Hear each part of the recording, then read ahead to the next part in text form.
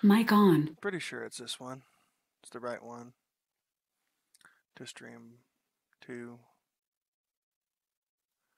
Hopefully, sending data to Twitch, sending data to YouTube. Do do do do do do do do do do do do do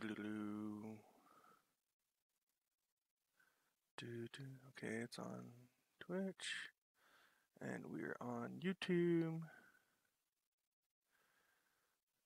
All right, get this going. Hi, everybody. Welcome to the fun known as P Pistol B stream, or otherwise known as your host, Peter Blackburn. I'm trying new voices. I can be weird. I'm allowed to be. Alright. So today we're running XSplit Broadcaster. It's not our normal setup, but it works for right now. Alrighty. And today we're playing Command Modern Air Naval Operations. You will notice that I have mistitled half my stuff today, but it's all good because, well, it's me. Alright, so we are going to go through some tutorials. I went on Steam the other day and I was looking up a guide to help get started with this game. And the guy on Steam, what's his name? Give me 1 second. Get to his name. Nimrod X wrote a pretty good get start guide kind of thing for the game. But his step 4 is learn the game with tutorials. And this is one of the things that I was getting frustrated with, is I didn't know what tutorial to go with first, what was the best way to learn. And so he broke it down into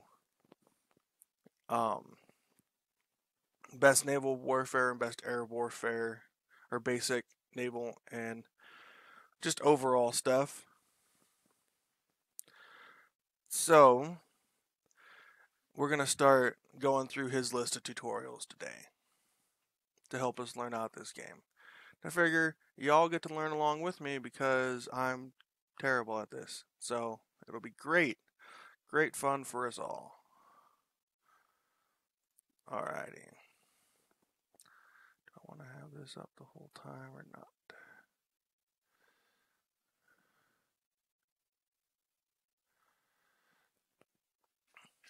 Alright. 1 sec. Just make sure my bot came up. Yep, my bot popped up. That's great.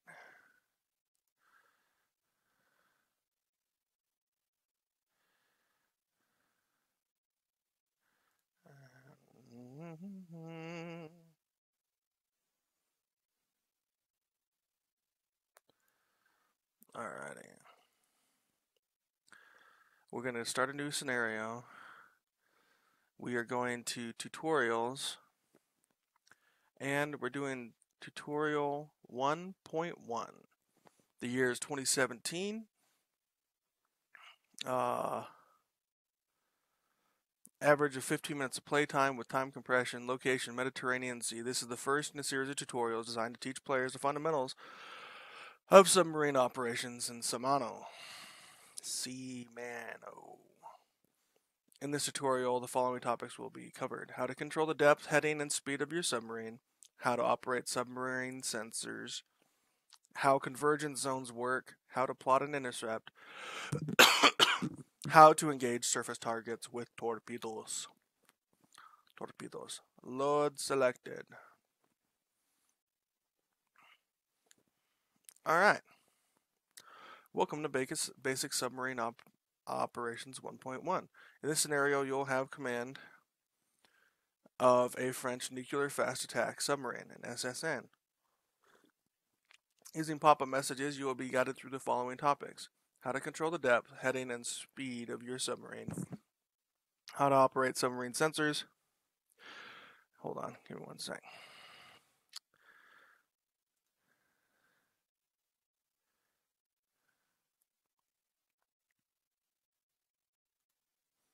There. This way we can all read it and see it. Right?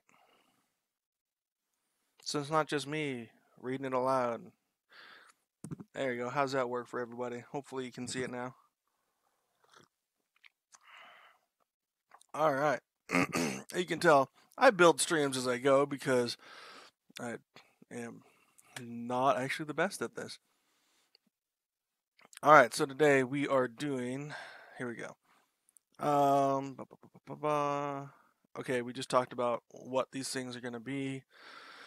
Your mission is to destroy the merchant vessel transiting your area with torpedoes. In this tutorial, as with others in this series, multiple pop-ups will appear with important messages. If you need to review any of these later, you can open the message history in a second window by pressing Ctrl-Shift-M and scrolling to the appropriate message. This tutorial is designed to stop time compression with pop-ups at important moments. Submarine operations are often slow-paced due to their covert nature, so feel free to use time compression in the tutorial, knowing that any significant developments will be accompanied by a time-stopping pop-up. To make use of this in your own gameplay or fine-tune pop-up settings, for this tutorial go to Game Options, Message Log, and select Raise Pop-up for any event that you wish. Useful pop-ups for submarine operations include Contact Change, New Contact, Special Message, this should always be on, Unit Damage, Unit Lost, and New Weapons Contact. Alright, we're going to enter this scenario.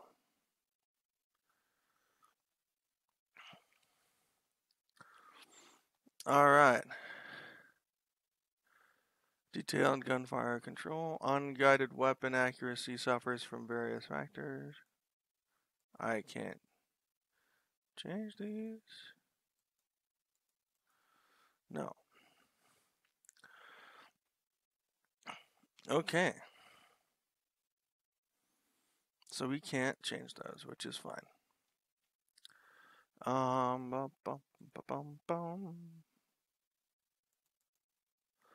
Begin scenario. Duration 3 hours. Alright.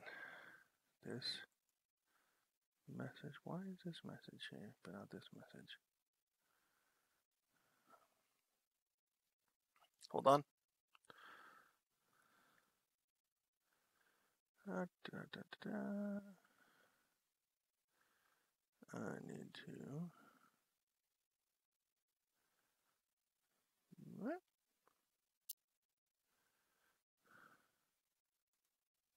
There we go. It's a little too big.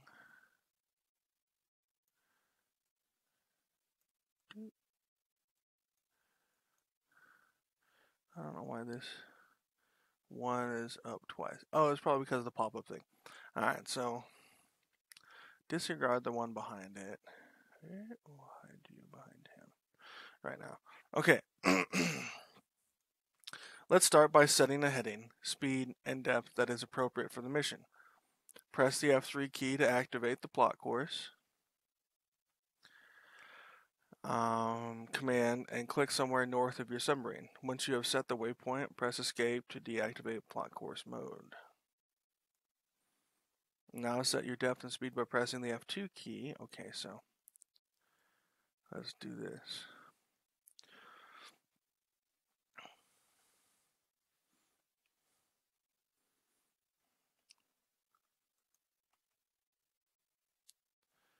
Okay, so this is all going to be down there. Okay.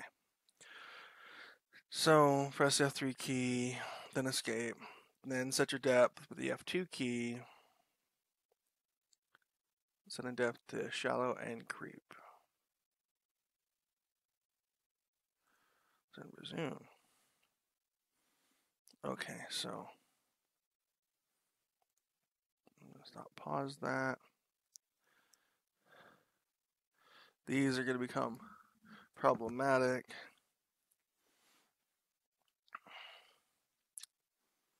Trying to think of the best way of dealing with this. Go game options. Game options. There we go.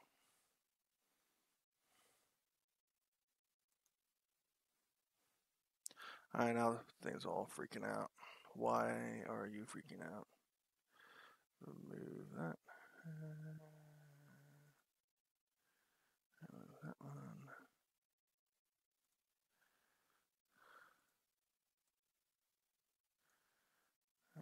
That one. Okay. So, I think I'll have to throw in another window or something like that as I go along. But okay, so I paused it. So we're going to go F3 first to set a course, to activate the plot course command. Click somewhere north of my submarine. Okay, let's go north then. Let's just go 0 degrees north. Alright, then hit the escape button. Then hit the F2 key. Alright, we want to go creep. We want to go shallow. Right.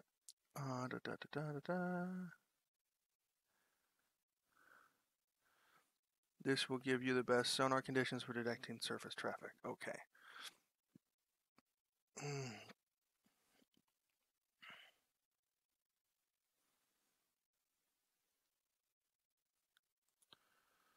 Alright.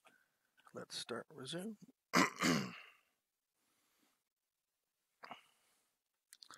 Alright. Running XSplit broadcaster is not necessarily my favorite, but it's fine. I'm so much better at just using my little Gamecaster. Oh, here we go. I've got a special message.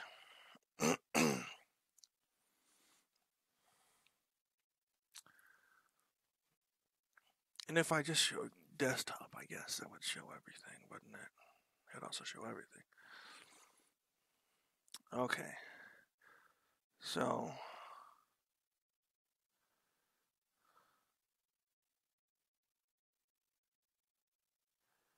I can do smart selection here and go to here.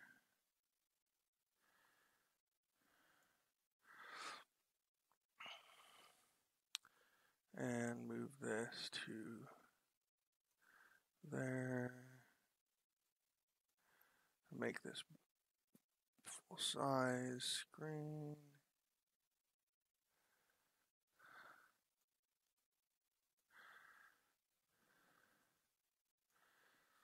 There, that'll give us everything. And I can that window. Alright. I wonder, will that pop up my... Yep. So. Alright. So I can do this way. I think I like the other way a little bit better. But this at least lets you see this little window pop up, which is important. Alright, now that we're underway, let's quickly examine submarine sensors. Radar. Radar can only be operated at periscope depth and shallower. It is rare to use radar as a submarine, and is very likely to give away your presence and position. Radar is an active sensor and needs to be switched on in order to function. Using F9. ESM. Like radar, electronic support measures can only be operated at periscope depth. ESM is a passive sensor that automatically operates whenever the submarine is at periscope depth or shallower. And works by detecting electromagnetic emissions from other platforms. Example given, radar. ESM can be very useful for detecting enemy aircraft and surface ships at long range. Visual. At periscope depth and shallower, the submarine can use its periscope to visually spot and identify surface vessels and aircraft. The periscope is a passive sensor that automatically operates whenever the submarine is at periscope depth or shallower.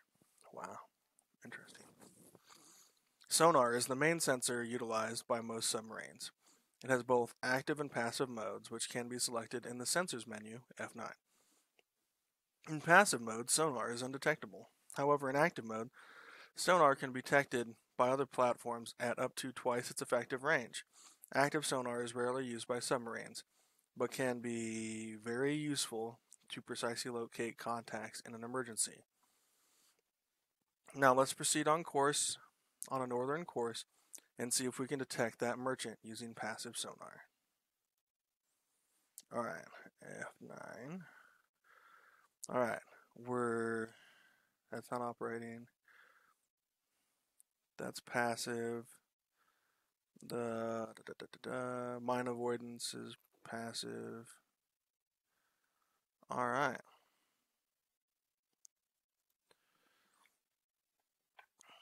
So we're going north. Let's see. Now let's proceed on northern course and see if we can detect that merchant using passive sonar. Alright. Oh, passive sonar performance is affected by several factors, but in this tutorial, we're most concerned by speed and depth.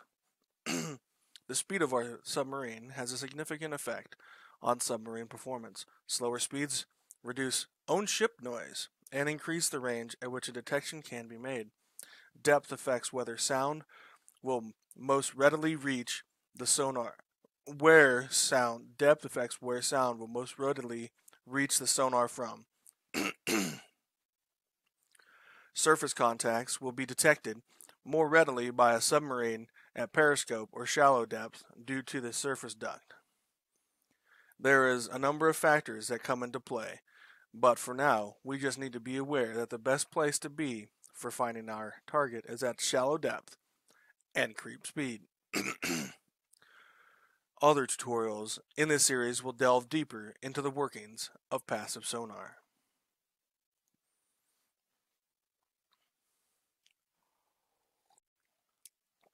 Alright, you can see that we're coming up. We're at 740 feet. So slowly changing depth.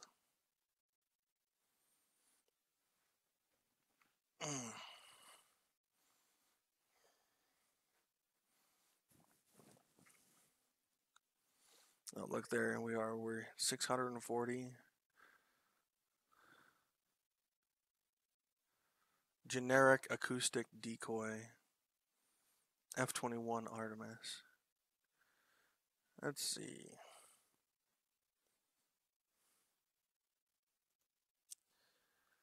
Alright, the Contralto Slat torpedo decoy submarine. Wow. I have a lot of decoys apparently.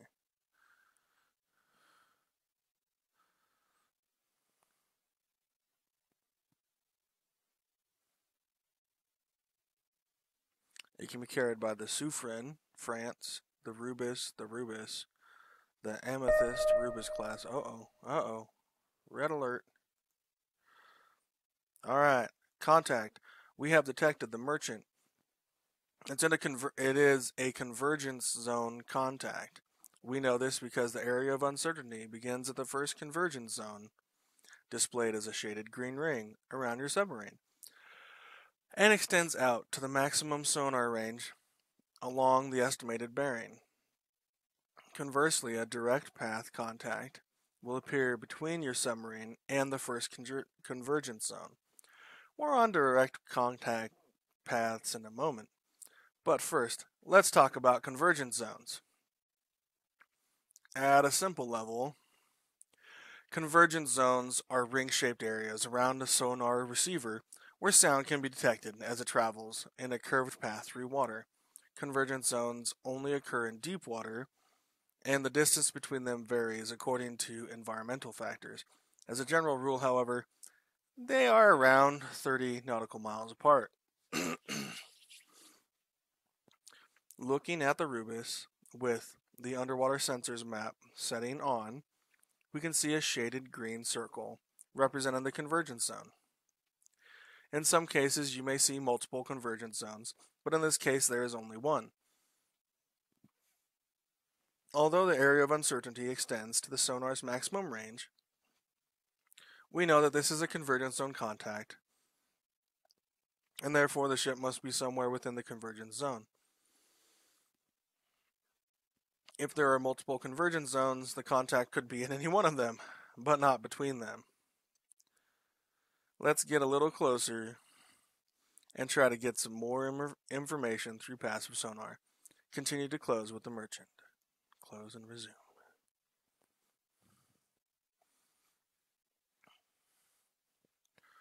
And you notice we're also changing depth still, so he's probably going to be more refined.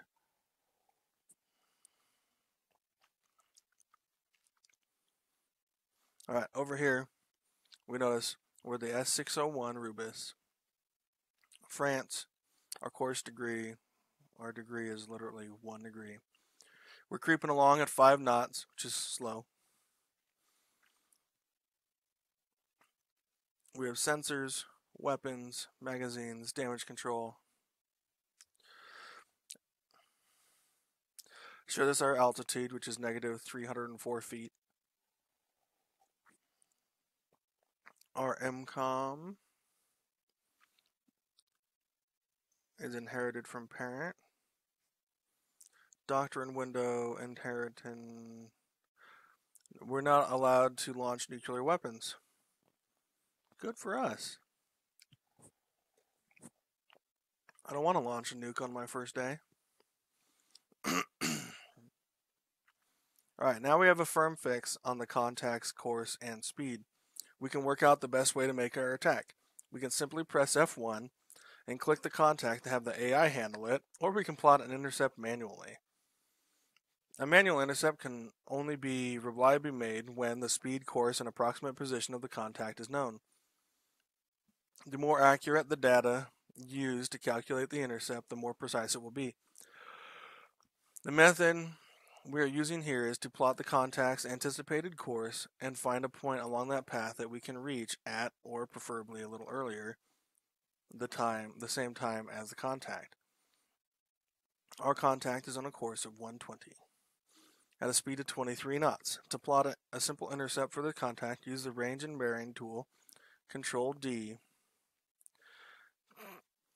To place a reference point, Control Insert, 23 nautical miles, the speed of our contact, away from the nearest point of the area of uncertainty, at a bearing of 120 degrees, the course of our contact. This is where the contact will be in an hour's time. It should be roughly 12 nautical miles from the Rubis. Plot a course to the position we just identified, and set your speed to cruise. The Rubis has a cruise speed of 12 knots, so this will have us arriving at that position just before the ship. For more distant contacts, you may need to place multiple reference points along the contact's intended course in order to find a suitable intercept point. It helps to label the reference points, select one at a time, and press Ctrl R to rename them. With the time that the contact will be there, use Zulu time to avoid confusion across the time zones. The slower your submarine moves to get in place, the less likely it will be detected before it is in firing range. As you get more practice with this technique, you may wish to use a calculator or spreadsheet to find the precise optimum intercept course and speed for your particular circumstances. Okay, hopefully I can figure this out. Okay, so let's close. Let's look. It says, to plot a simple intercept course for the contact, use the range and bearing tool, Control D. Control D.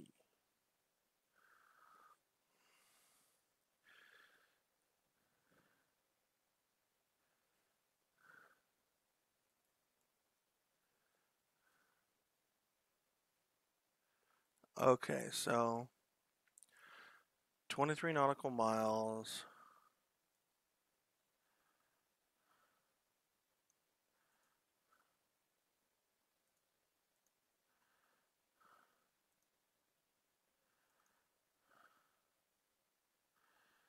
If I was going to go straight to him. Okay.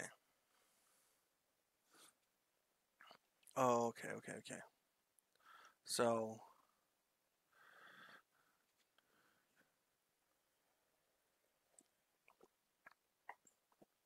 alright, this is what we want to do. Click here, put it on 120, and set it for 23 nautical miles.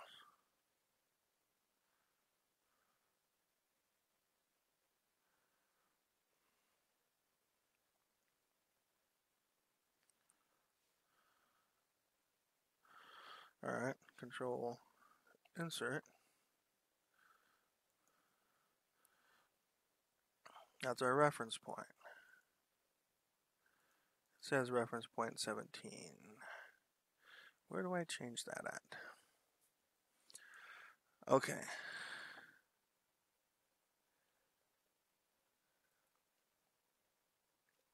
So we need to plot our course. Whoops. F3, plot course to the reference point.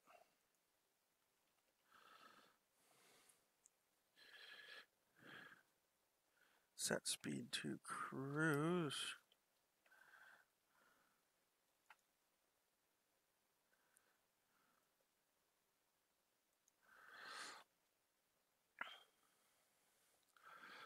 Alright.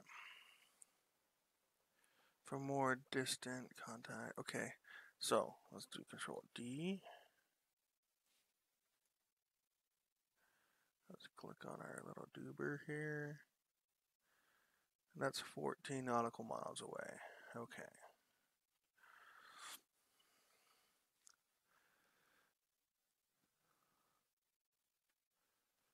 Oh, control R. Okay, so click.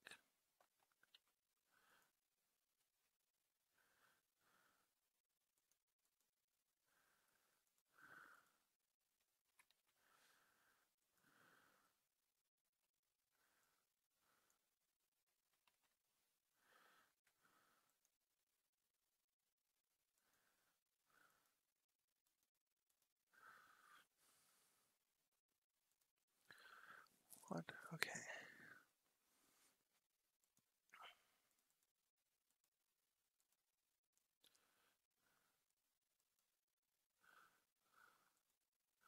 How do I select a reference point?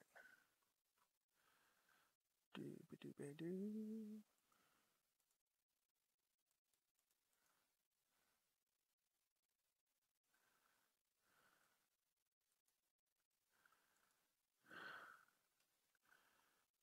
Control R. Nope. Control R. There we go. Rename object. What?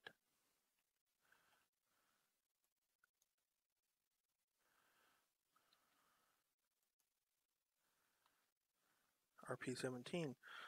We're going to call this.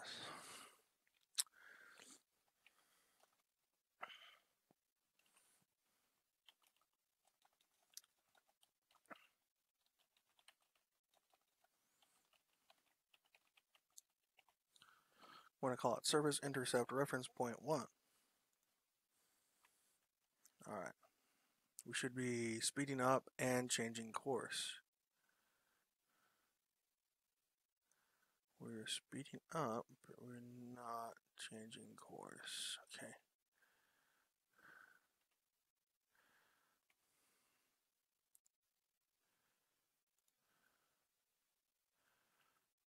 Alright, now we're changing course.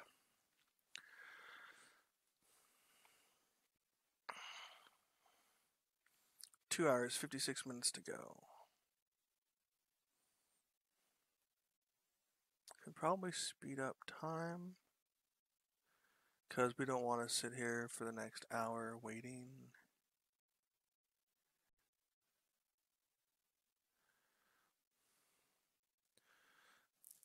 Oh, it sped up time. As we close with the merchant, you may notice the contact zone of uncertainty grows as sonar contact is lost before reappearing closer to the Rubis. This is because the convergence zone allowed us to detect the target at a range greater than is possible with direct path sound transmission. As a ship moves through the convergence zone, contact will be lost. Once a ship enters direct path parameters or re-enters the convergence zone, man, the contact is updated with the new information.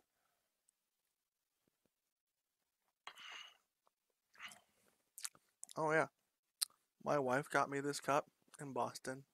It says PETA on it. She's smiling over here. Alright.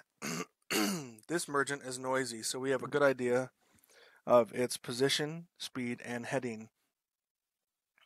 Quieter contacts can be much harder to pin down. Visual ID with the periscope is sometimes required, and rarely you may need to use radar or active sonar to detect particularly quiet contacts. Beware that using active sonar or radar will almost certainly give away your presence and position. Okay, that's close. Let's resume.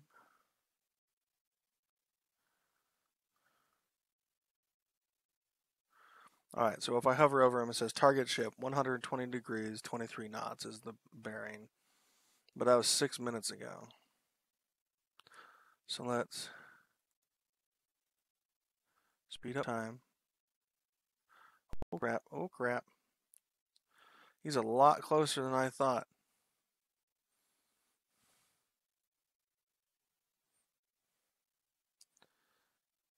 He's still going 120, still on speed, course and speed. It's like, let's see, Control D. Range to target is 10 nautical miles. Alright.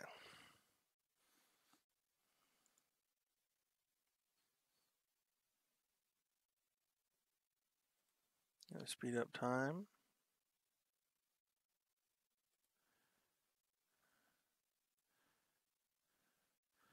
Alright, now we're within torpedo range.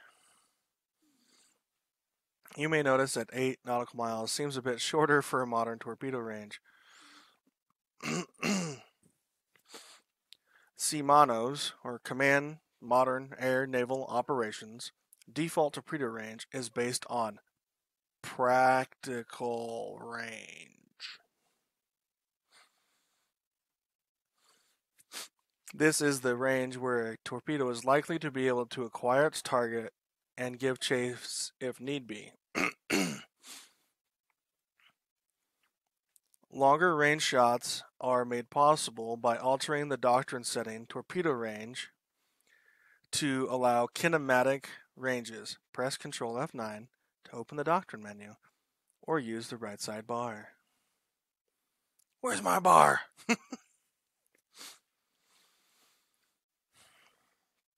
This can be useful when engaging easy targets, but the further the range of the shot, the less likely a hit will be. Against any capable target, it is almost always better to use the practical range for your selected torpedo. So let's click on this doctrine bar. Alright, doctrine bar.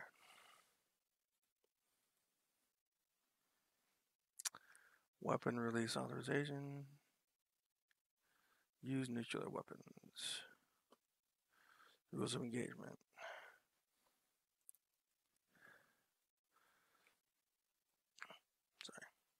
Kinematic range for automatic and manual launches. Let's click on that.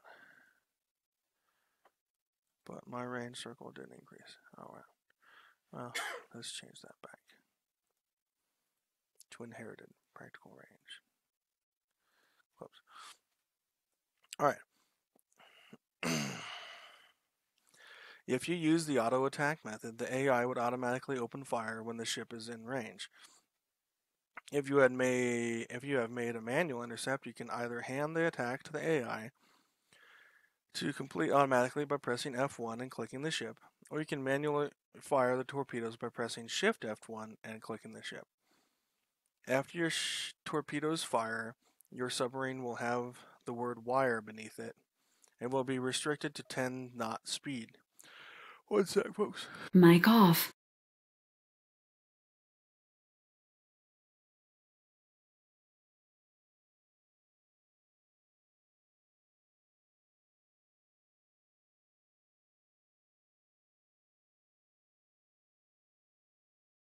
Mic on. Okay, I thought I needed to sneeze, but I didn't. After your torpedoes fire, your submarine will have the word wire beneath it and will be restricted to 10 knot speed. This is because we're using the wire-guided torpedoes, which will be explained in more depth in later tutorials. Sink the ship using your torpedoes to complete this tutorial. It's a big ship, so it may take several hits to sink it. Also note that just as in real life, often large vessels struck by torpedoes in Shimano will take some time to sink. In scenarios where conservation of ammunition is a factor, it may well pay to use 1 to 2 torpedoes on a large merchant vessel. Then wait to see if it sinks from flooding before expending any further ammunition.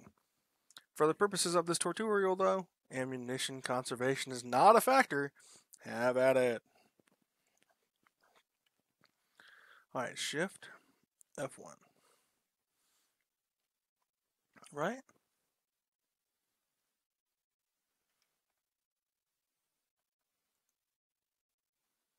Target ship.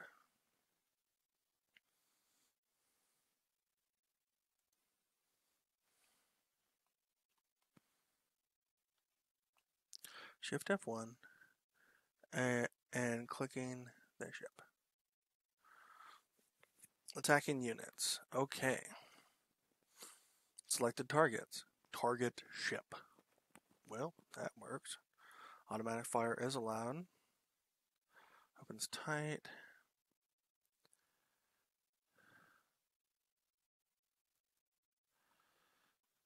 Alright.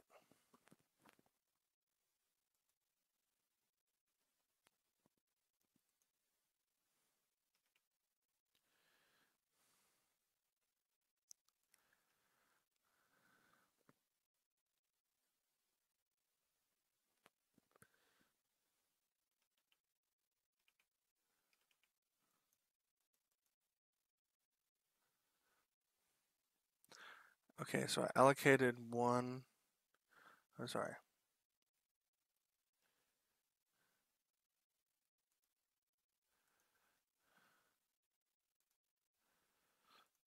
Okay, so we allocated 2 weapons to the target. So when you get here, weapon allocation. Alright, so we've allocated these 2. You can deselect them.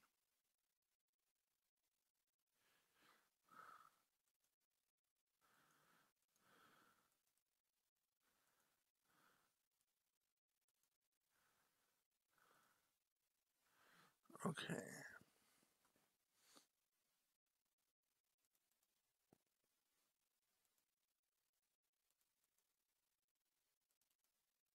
So I deallocated weapons. Okay. How do I do this? It's not telling me. Okay.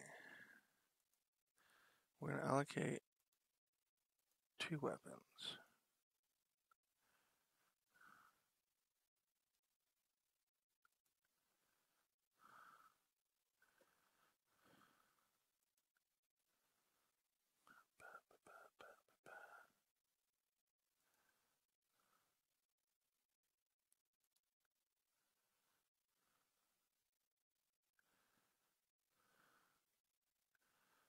Oh. Interesting. That's a lot more than I know how to do. So let's close that.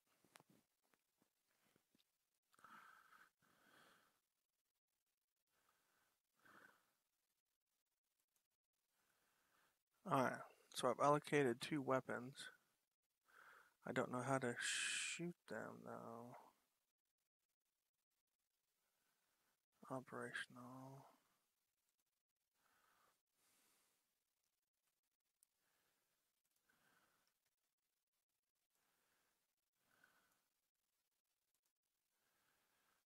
wonder if I change my course, probably. Oh, I have to be,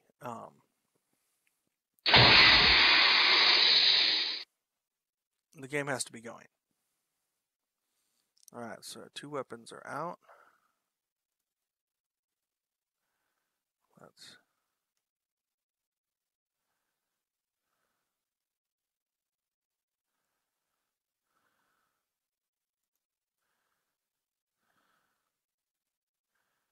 So we should be doing...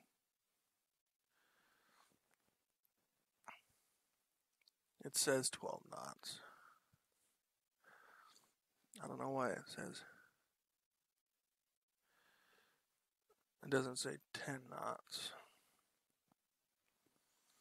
But our torpedoes are going.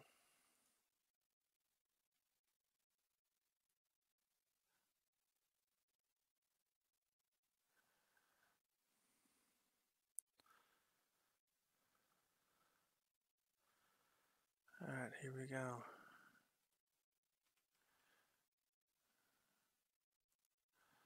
We're close to target.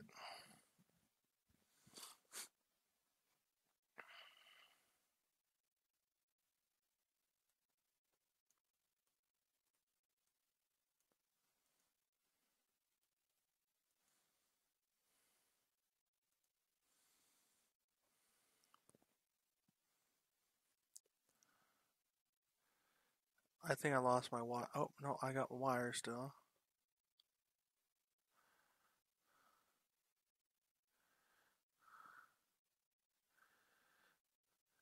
Alright.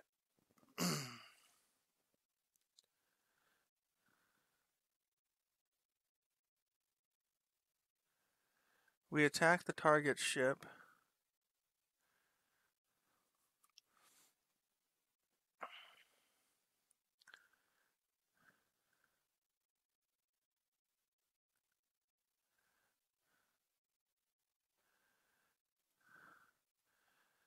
Alright, looks like we...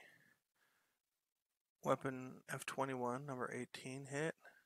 88% penetration achieved. And... Alright, so the second weapon has turned around. 100% penetration achieved.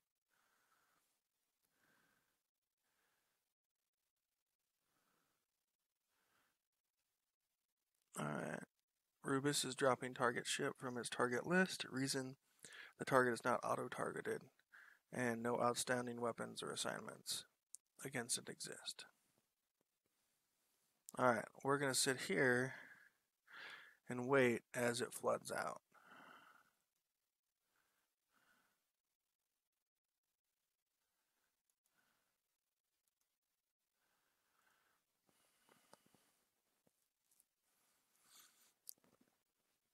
I could probably bring my ship up to periscope depth, but I'm not going to.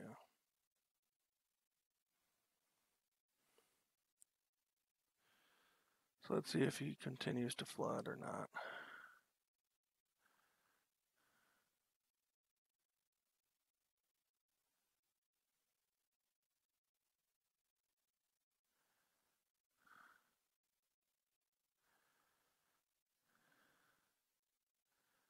His speed has slowed, but he is not continuing to flood. Alright.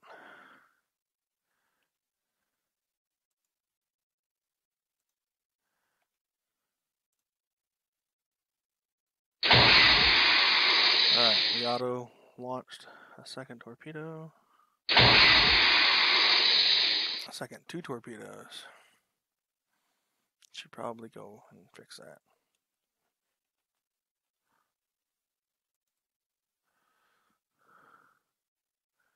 Alright. Automatic fire is allowed.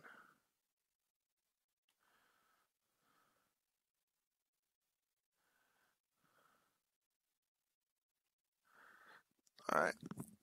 So we're launching another 2 torpedoes at him. He's reducing speed 17 knots.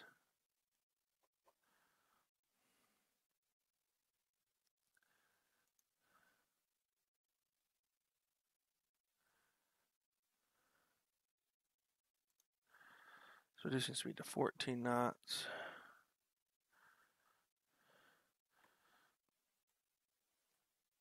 Come on, torpedoes. Oh, I lost the wire. I lost the wire on both torpedoes because I was going too fast. Okay. Why? It said it automatically restricts it to 10, but it didn't restrict it. It doesn't automatically restrict it, I guess.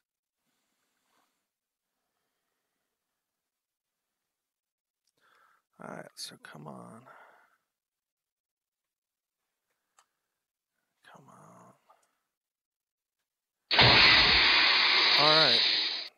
Holy crap, stop shooting.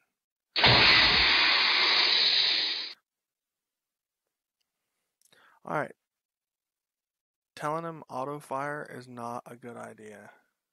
Let's go to speed. Switch to creep.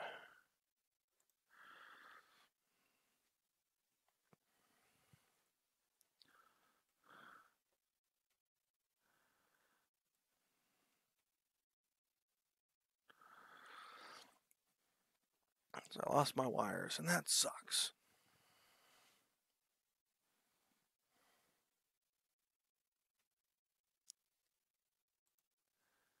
But he's not flooding, which is weird, but it'll be fine. We'll figure it out.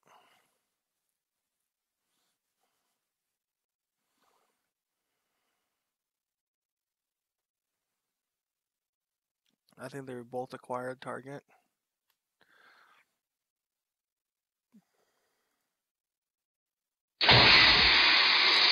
Holy just stop shooting.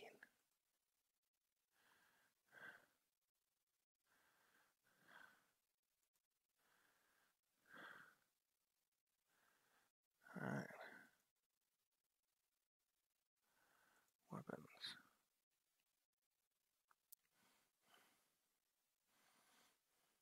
I should have never told it to auto fire. Shouldn't have done it.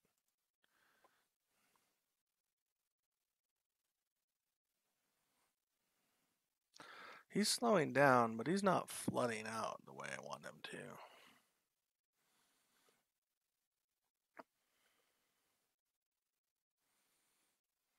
So, you see that here.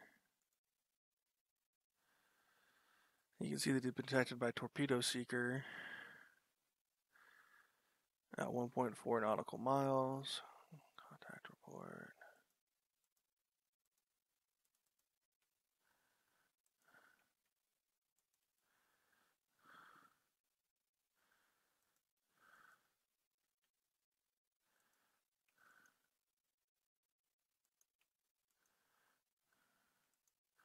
I don't know what the ship would be from.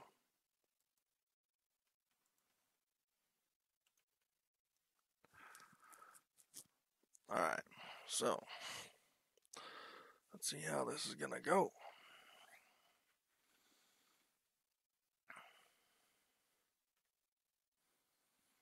It's on target.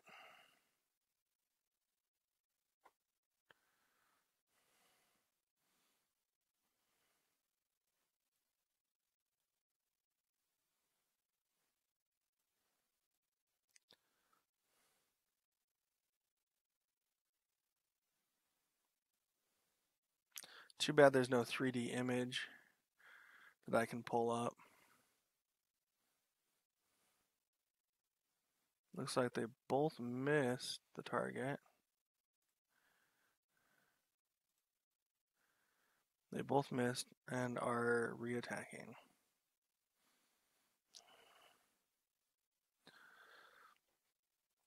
Man, I need to keep these wires, otherwise I'm going to be the one hurting.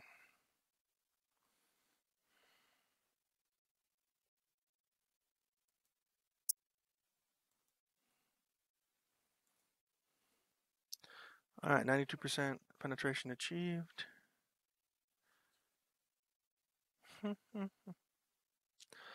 The scenario has concluded. You will now be presented with the evaluation of your performance. Click OK. Triumph. Your final score is 100!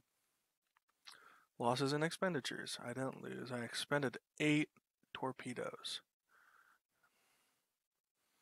And sunk 1 commercial container vessel, post-Panamax.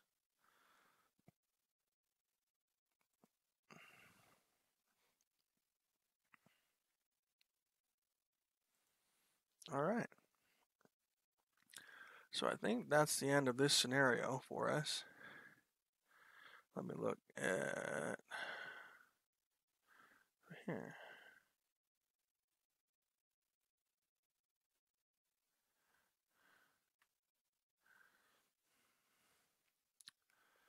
Alright. So let's have a look, see what's going on.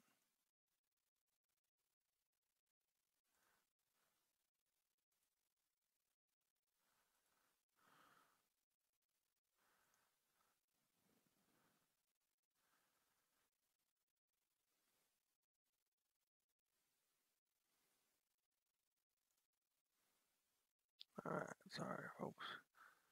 Alright, bam. Alright, looks like that one's over. We finished that scenario. Good job, everybody. Good job, everybody. Oh wait, that's goodbye, everybody. Dang it. Alright, we can go start menu. And that took us about 50 minutes to go through what was considered a 15-minute scenario. Mainly because I'm slow and I read slow and I'm slow. Start menu. Start new scenario. Tutorials. Submarine tutorial 1.2. Passive sensors and intelligence gathering. 4 hours of game time, average 15-minute playtime with time compression. Alright, this is second in a series of tutorials designed to teach players the fundamentals of submarine operations in command modern air and naval operations. Samano. In this tutorial, the following topics will be covered. Passive detection, collecting intelligence on contacts, the thermal layers, tactics for approaching surface contacts. Okay. Hey, our job is to destroy a planned frigate. People's Liberation Army. Navy! In the tutorials, Control Shift M. This tutorial is designed to stop. Alright. And enter scenario.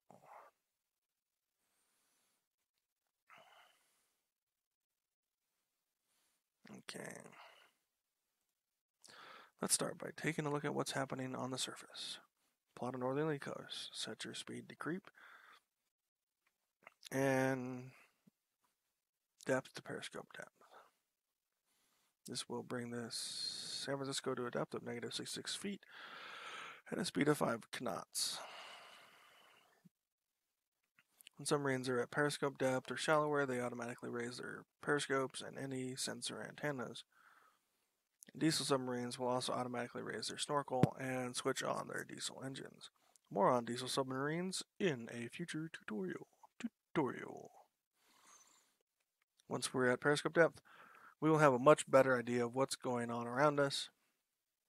We are able to use a periscope to visually scan for contacts and detect electromagnetic emissions via the ESM antenna. On the other hand, submarine periscopes can be detected by specialized radar sets, usually mounted on maritime patrol aircraft and ASW helicopters, or even spotted visually by nearby contacts.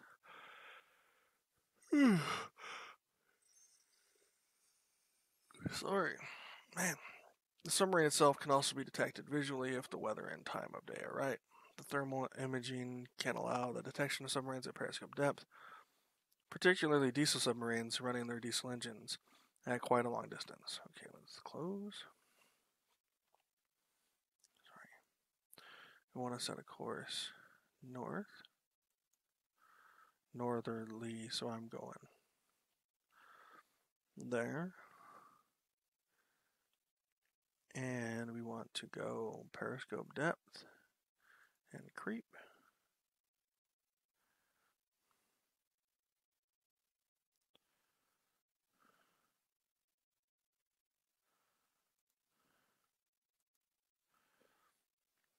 All right.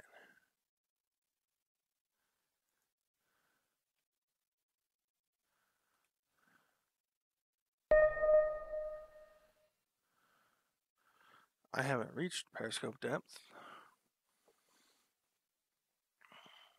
but they've detected a contact via ESM. ESM stands for Electronic Support Measures and involves the passive detection of electromagnetic emissions from other platforms. There are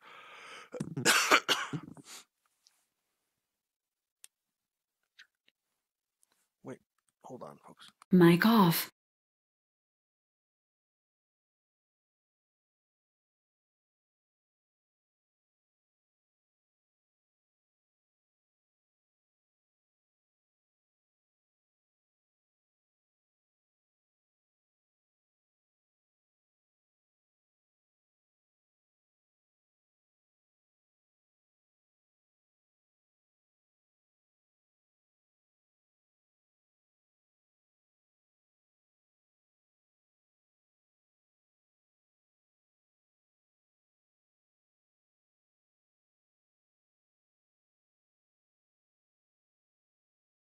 Mic on. There are a myriad of ESM sets. Hold on one second. Mic off.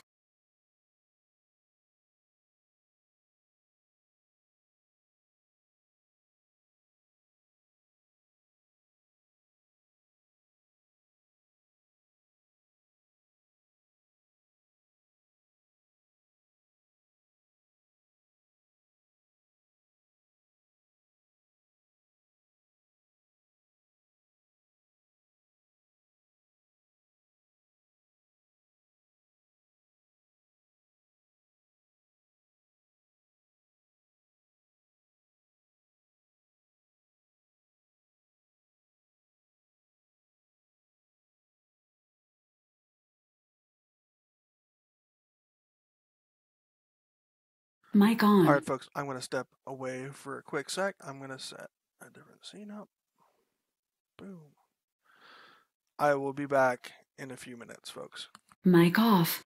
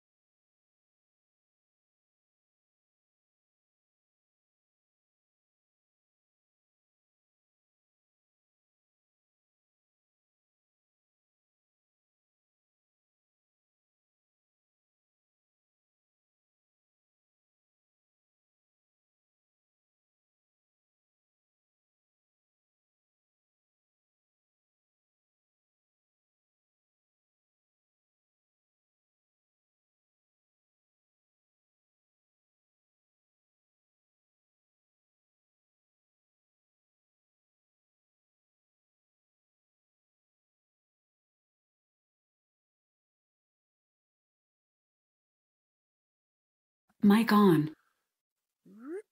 Alright, folks, we're back. Alright, there are a myriad of ESM sets, ranging from rudimentary to extremely advanced. The primary limitation on their range is the power and characteristics of the emitting device. Active radar can be detected at roughly 1.5 to 2.5 times its useful range, so detecting an ESM contact often gives an early warning of the presence and general location of nearby platforms that are using active radar.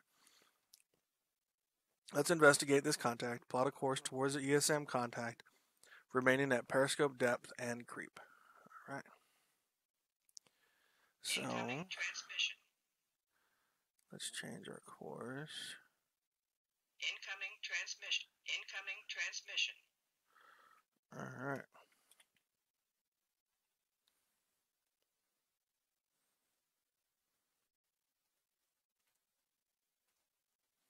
But we're not going fast enough.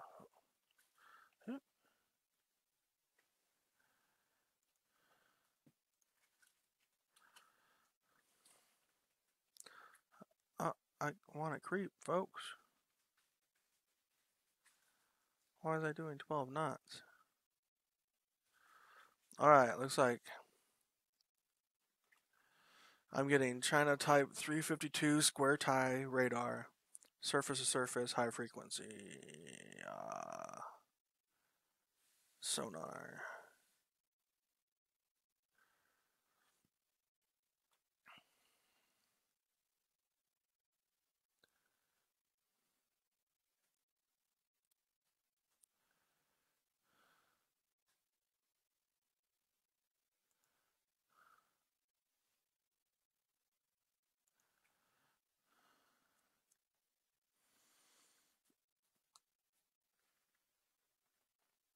Alright, let's speed it up a little bit. So he's just balancing everywhere because ESM is not the method that you want to use to hold a bearing on a target. You can hold a bearing, but there we go. As we close with the target, you may note that the area of uncertainty changes. This is because ESM is not a precise sensor in most cases. We can, however, use the San Francisco's advanced ESM to set to identify the type of radar we're detecting. In this case, it's a square tie type radar used by the Chinese People's Liberation Army Navy. Click on the contact, then click on Contact Report button on the right side to display more information. Here you can see that this particular radar is only found on the Luda and Zhonghu class frigates. If you want, you can classify the target unfriendly or hostile at this point.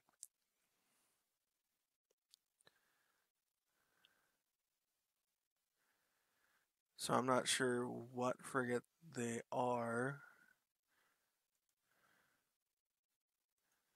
Mark hostile. Boom. Click close. Continue to close with the contact.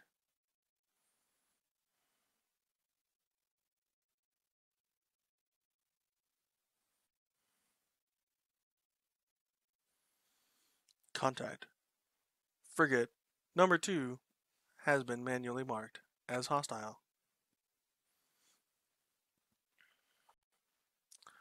Do ba do ba do ba do ba do ba do.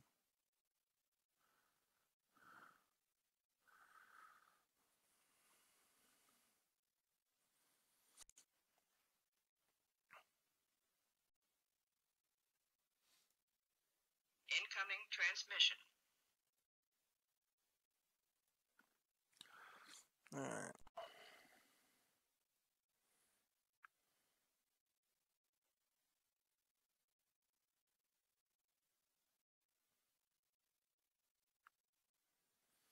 Interesting.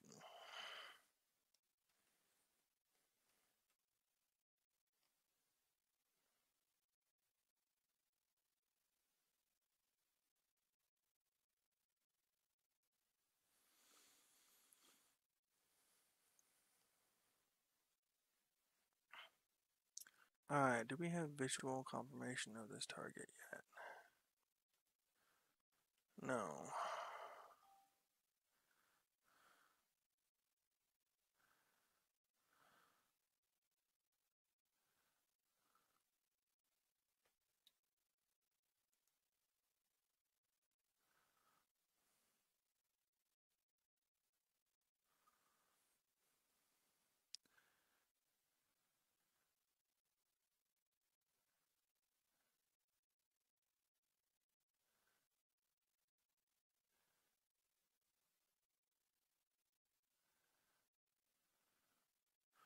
We don't have a firm fix on that guy's speed.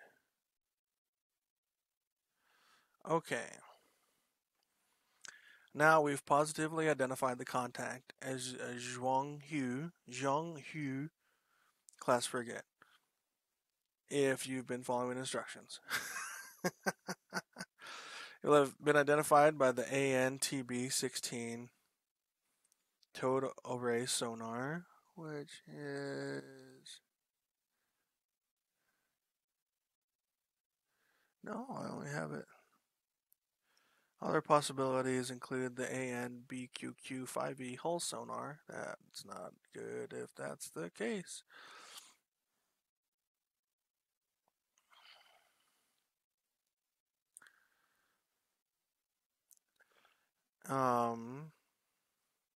Or even the venerable Mark 1 eyeball if you've managed to get within visual range at periscope depth. Check this San Francisco's database entry for an overview of these sensors. These are all passive sensors, that is, they do not emit any energy to detect contacts. They merely detect the energy emitted by contacts, electromagnetic sound, light.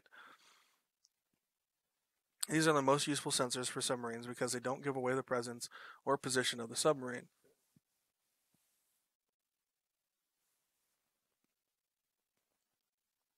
Radar active sonar, on the other hand, will very quickly alert any enemies to your presence, as we can now see with the Zhuanghu. Open the contact report menu again. Now we can also see that we have detected high-frequency sonar from the nearby frigate with our ANWLR-9 Alpha acoustic intercept set. Acoustic intercept sets are a specialized form of sonar that detect active sonar emissions. It's kind of like underwater ESM. If we check the database entry for the Zhuanghu, we can see that it only has one sonar set, which is active only, meaning it only functions in the active mode and cannot passively detect contacts, with a maximum range of 4 nautical miles. Since we're at periscope and can't see the Zhuanghu anywhere nearby on a clear day, we can safely presume it's more than 4 nautical miles away and can't detect us. We can continue to close at periscope depth for the time being. Alright, so...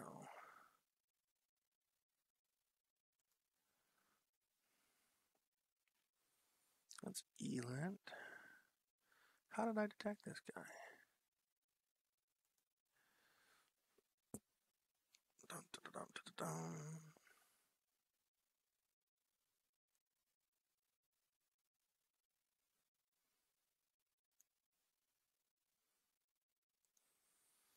WLR8. It's also Elant.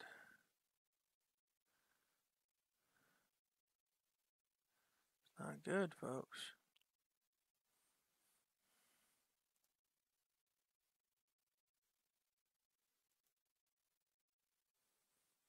Oh, radar warning receiver. Holy crap. That's where we ended up picking them up at. We had enough data off of those sources to get him.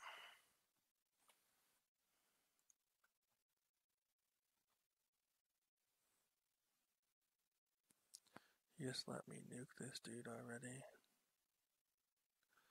I haven't even picked him up on sonar yet. Oh, there we go. Stop, pause. There we go. Passive only thin line towed array sonar system. We finally picked him up with it.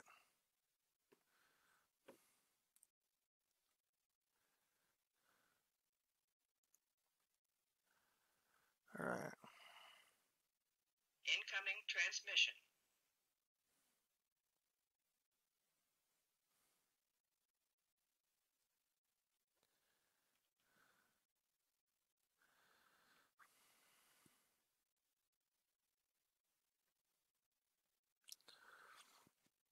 Alright.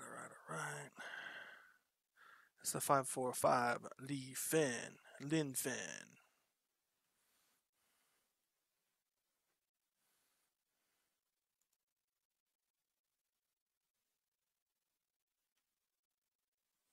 Let's speed up time. Oh, wait.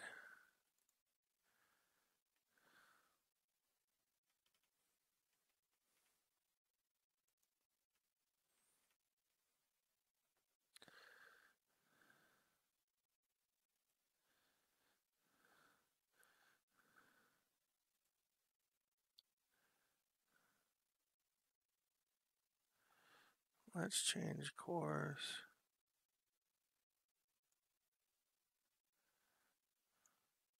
A little bit.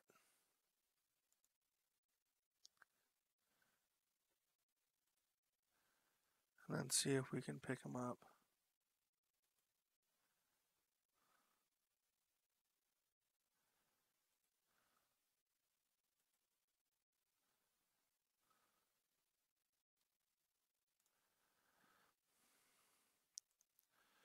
There we go. We've got him with more stuff.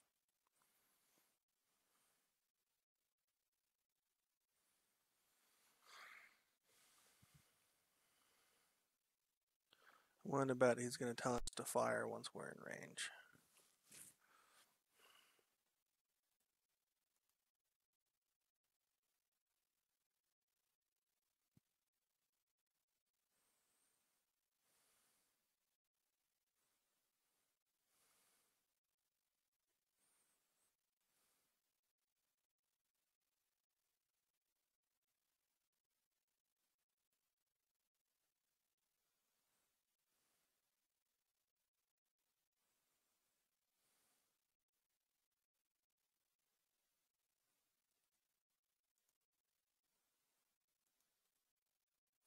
It's weird, he's not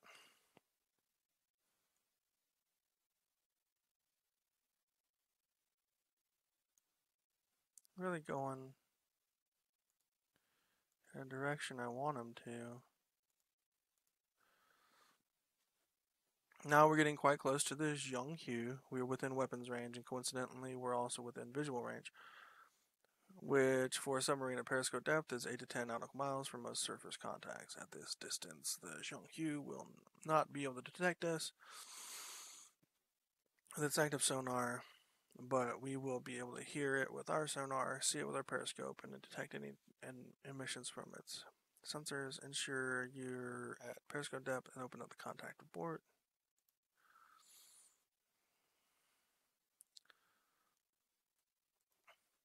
We can detect not only the square tie radar and HF sonar, but also the eye shield air search radar, DECA 707 surface search radar, and the sun visor fire control radar. The reason we couldn't detect the other radars when we initially detected the square tie is because we were over the radar horizon. The radar horizon is the maximum distance that a line of sight can be drawn between an emitter and a contact due to the curvature of the Earth. For a submarine at periscope depth, it is roughly 12 nautical miles for an average surface contact. For air contacts, it can be hundreds of nautical miles depending upon the altitude of the aircraft.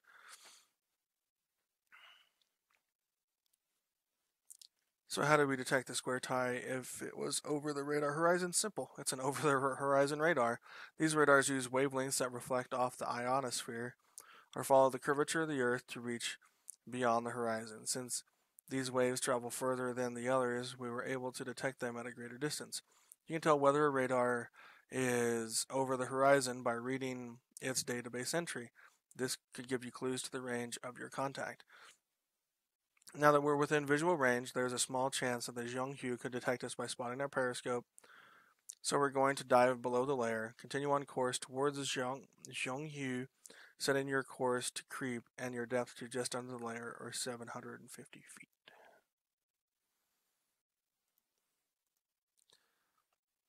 Alright, so click on submarine, hit F2. I'm going to go just under the layer and maintain creep.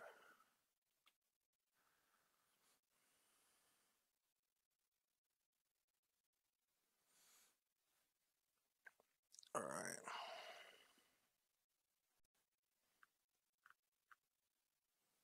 Look at my phone, because that's what I do.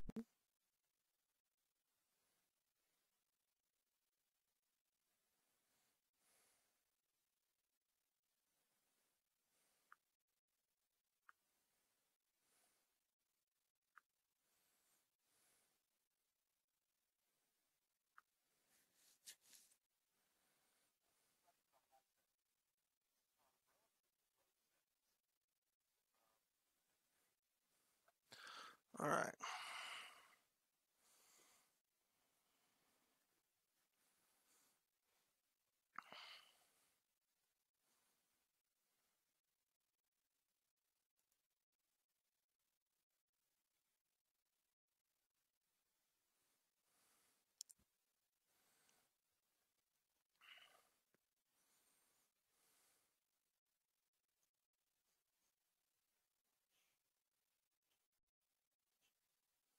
Alright, now we're operating below the layer, also called the thermocline. The terms are used interchangeably here. The way sound behaves underwater is heavily influenced by the temperature of the water due to heat from the sun. Why am I getting a call from Chicago?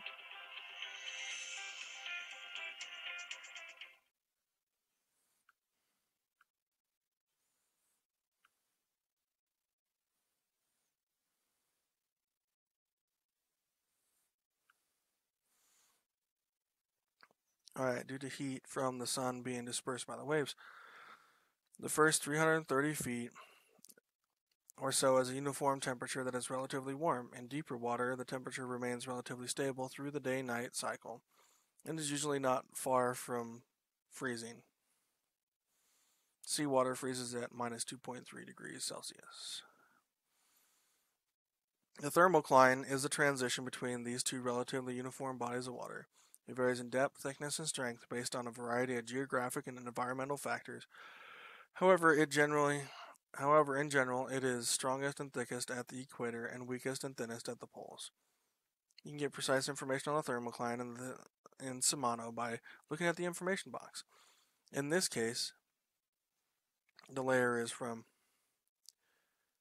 397 feet to 669 feet, and has a strength of 0.6. If you like, you can zoom out and place your cursor over different regions of the world, from the equator to the poles, to see the difference in layer thickness and strength.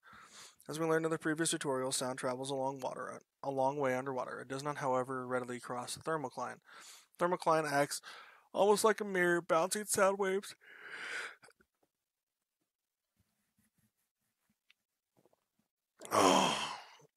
off it rather than allowing them through it.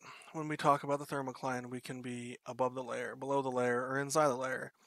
Above the layer, we will be able to readily detect surface contacts and other submarines. Below the layer, we will only be able to hear very close or very noisy surface contacts. Transmission.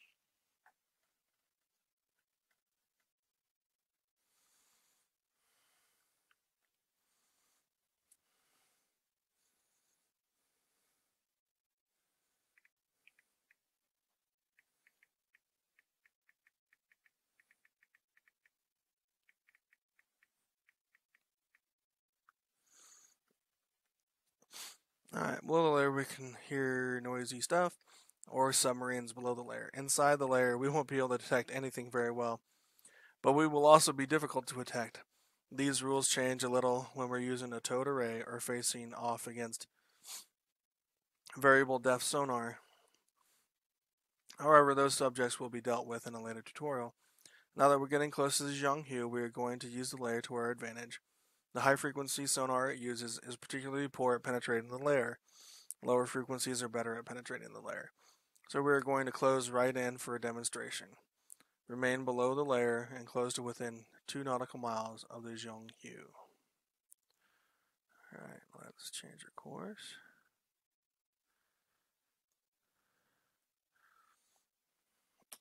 And resume.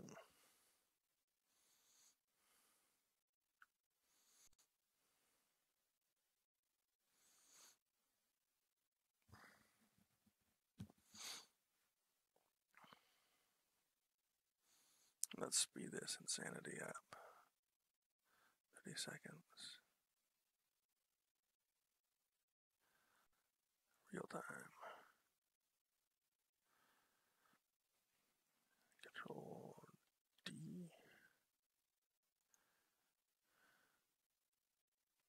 Range target is 2.5.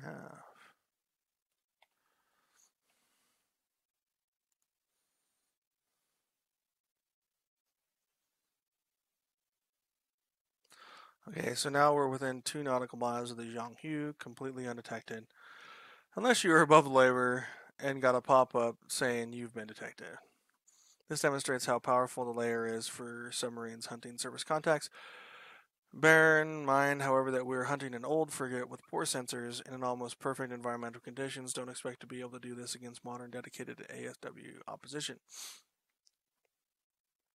To show the difference from being below the layer and above, we're going to ascend back to shallow depth. You will get a pop-up when you're detected, after which you may open fire with torpedoes to sink the Zhang Hu. If you're behind the Zhang Hu, you will probably never be detected, as its active sonar only faces forward. In that case, you can either sink the Zhang Hu to end the tutorial, or for extra credit, drop back below the layer, sprint ahead at flank speed before popping back up above the layer to see the desired effect.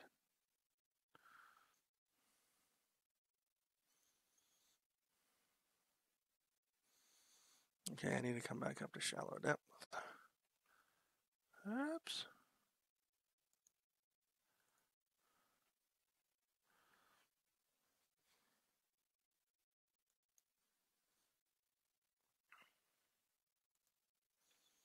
Make my speed. Make my depth shallow.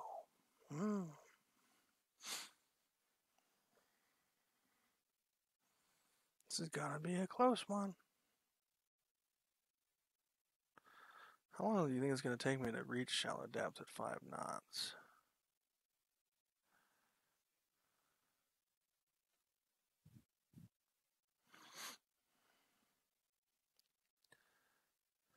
The frigate has detected you. If you're expecting this message, great. If it comes as a surprise you weren't following the instructions, you can now open fire. F1. Sorry, F1.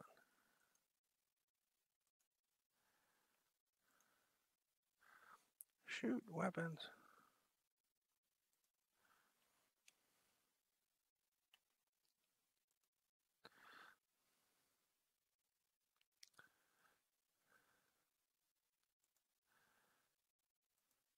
Boop-a-loop. Boop-a-loop. Whoop-whoop. Whoop-whoop.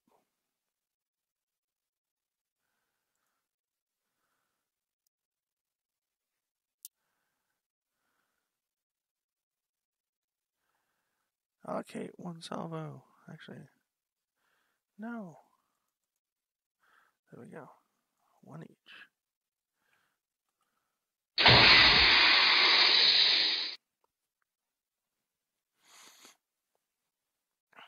Alright. We're gonna get him. We're gonna get him with a torpedo.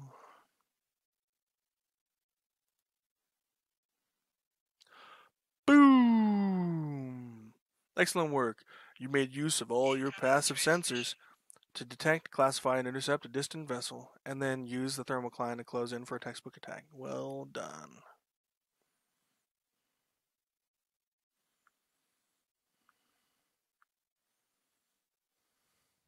Well done. Well done, folks. We done good. Okay. Triumph. Your final score is 350. Losses and expenditures. We used 1 ad cap and blew up 1 Zhang Hu. Scored. Okay, yep. So we followed everything. Alright, let's close that. Alright, folks, so we're going to end the stream at this point in time. Thanks so much for coming out. I really appreciate it. This video is going to be on YouTube, I think, in a couple hours, so if you want to check that out, make sure if you're watching on YouTube that you like and subscribe and click the notifications bell to see when I post either a video or I start a stream. Thanks so much, everybody. I hope you have a wonderful day and have a wonderful weekend.